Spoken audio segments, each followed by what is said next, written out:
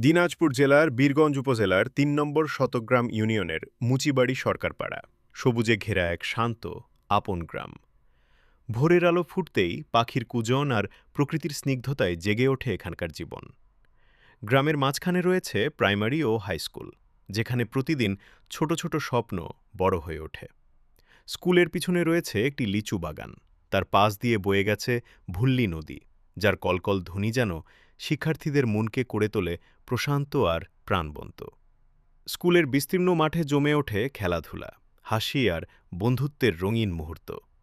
ক্লাসরুমে চলছে পড়াশোনা, শিক্ষক শিক্ষার্থীর আন্তরিকতায় গড়ে উঠছে আগামীর পথ।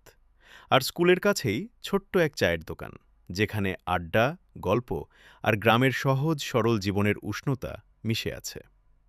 মুচিবাড়ি সরকারপাড়া প্রকৃতি, শিক্ষা আর মানুষের ভালোবাসায় গড়া এক সুন্দর গ্রামীণ জীবনের প্রতিচ্ছবি। আমাকে বানিয়েছে তুহিন রানা।